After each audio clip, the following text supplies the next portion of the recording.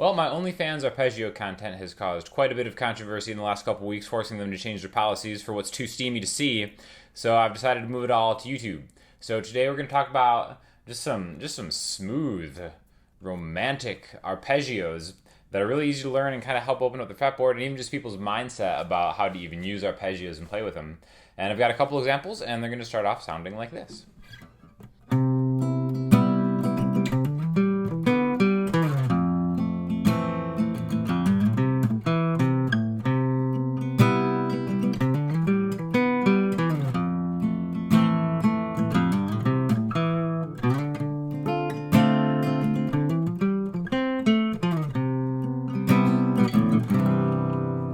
Okay, so these are going to be a few examples that you can use over any single chord. I think that the best way to think about arpeggios is in more of like a musical songwriting context. So find a chord that you really like the sound of, and then turn it into an arpeggio run. So the example that we use is my favorite chord, major 7. Doesn't matter where that major 7 is, that's why we can move these around. But for simplicity's sake, C major 7. Okay, so the voicing that I have here is my pointer finger, 3rd fret on the A string. There's the C. Ring finger is going to be 5th fret on the D string. My bruised middle finger is going to be 4th fret on the G string, and my pinky is going to be the 5th fret on the B string. All right, so that's the chord voicing. All right. Now the interesting thing to think about are the notes. So the notes are C, E, G, and B. The great thing about arpeggios is it will give you the notes to spell out a chord without having to think of like, all right, well, what's the major third of this, what's the minor third of this, so on and so forth.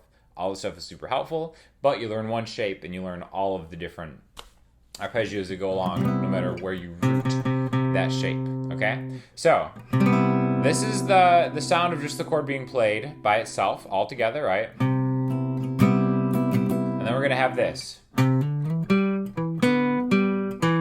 Okay, so that's going to be a broken arpeggio that is going to split that note into 2 parts, okay? And I think that's a really important thing to think about because a major 7 chord is essentially a major chord combined with a minor chord, all right?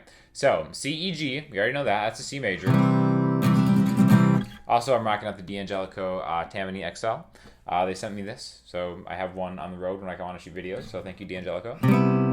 But basically, it's a C major chord, right? So that's going to be the beginning of the arpeggio. Arpeggio is just an arpeggio. Sometimes I'll just use the word arpeggio, and I'll have that also just say an arpeggio. Again, you know?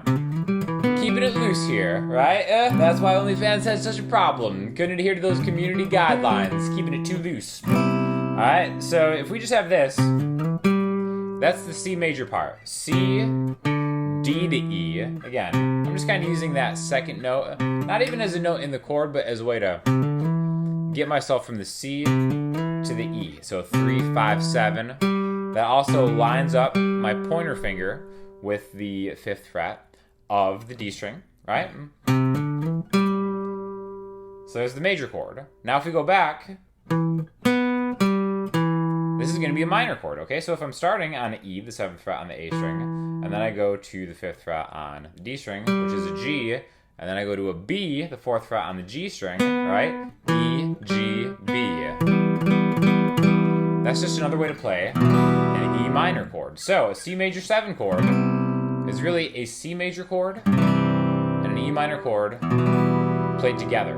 All right, so when you arpeggiate it, you kind of get the best of both worlds. You hear the major part to start with, and then you get the minor part on top of it. So I like breaking it up like this and kind of changing the direction. All right, so we have the major part first. Then we're going to go back down to the 7th fret of the A string, and then we're going to skip to the B note on the G string and come back down that minor arpeggio. Again, you can think of it as a major arpeggio plus a minor arpeggio. I just think of this as a C major 7 type run.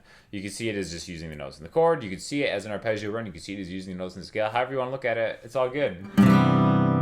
Right? But that is a C major 7. We can combine them. And I think breaking it up like that gives you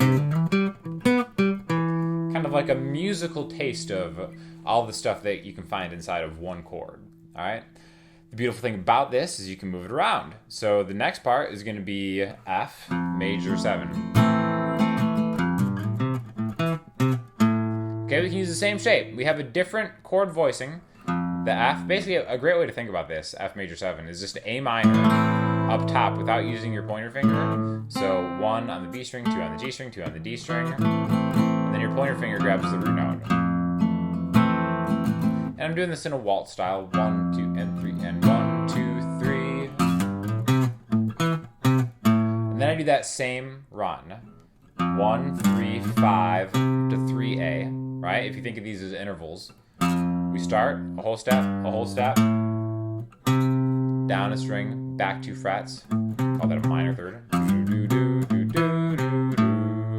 1, 3, 5, 3A. The second half of that, just like before, 5E, 2D, 3A, 5E. Now again, this is an A minor arpeggio, so it's an F major, A minor. Run, combined, F major 7. All right, so back to back, we've got C, F,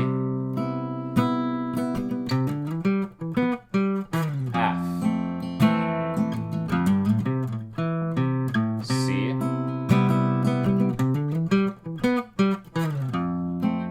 F. Okay, so a lot of cool different ways you can do it. You can also play around if you combine these notes.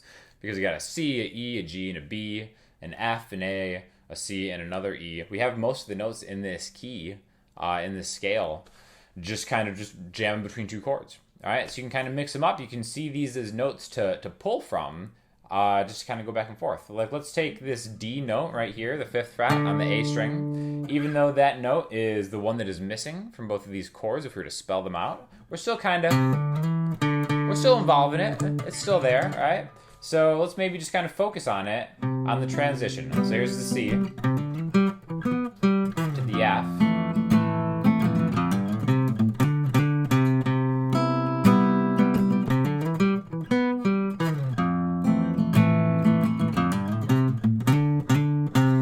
See, I'm almost kind of adding that note to, again, what I'm thinking of as an F major 7 arpeggio, but now I'm just kind of playing around in the key, right? So all of that was birthed from just 2 chords that I like the sound of. And that's why this shouldn't be a lesson about major 7 arpeggio chords for you. It should be a lesson about deconstructing the chords that you like the sound of, because then you can incorporate it into your own style. Basically, you know, if you just do major 7 chords, you're going to sound like a douchey YouTube guitar player that slays and gets kicked off of OnlyFans, right? Maybe that's your goal. Maybe that's not your goal. I'm not here to judge, right? We can do the same thing with minor chords. So again, let's focus on, remember we said we were like, all right, we're going to incorporate that D note more into what we were doing. Well, let's make it the chord in the key of C, or the key of F, however we're kind of perceiving these, right? Let's make it a D minor 7 chord. I'm kind of barring the 5th fret, my ring finger's on the 7th fret of the D string, my middle finger's on the 6th fret of the B string. If any of this is too advanced, check out my Patreon, because I go into like way slower examples of how to flesh out arpeggios all over the neck, and they're all kind of ordered sequentially, so that could help you out. So now this is kind of the inverse of what we just did. D minor 7 is a D, an F, an A, and a C. So we've got the D, F, A part right there. There's the D, 5, 7, 8. There's the F, and there's the A, the 7th fret on the D string. Ba-da-da-dum. I'm kind of still getting that my middle finger there to kind of get that slide into it. And then after that, we have an F major chord kind of going down arpeggio style to kind of mirror and mimic what we did with the major part. So, ba-da-da-da-da-da-da. I'm going to start again on the F, skip to the 5th fret to that C note on the G string, and then back down. Again, now we've got a minor chord and a major chord. So again, maybe, you know, that's something that it took me a while to realize, that like these minor 7 chords or major 7 chords are really just a major triad and then a minor triad stacked. A minor 7 chord being a minor triad and a major triad stacked, right? That could just be the only thing you take from it. But that's a great way to remember that this is just a cool little minor thing you can do wherever. You can do it on the A minor.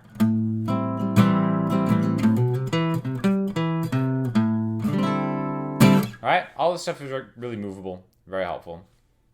So thanks for checking it out. If you have any questions, definitely hit me up in the comment section. Apologies to all the OnlyFans subscribers. We can move that content over to Patreon if you're really interested. But thanks again, D'Angelico, for sending me the guitar. Definitely this thing rides for sure. So if you have any requests of what you'd like to see next, let me know in the comment section, Instagram, Twitter, or the website. I'll talk to you soon. Thanks a lot.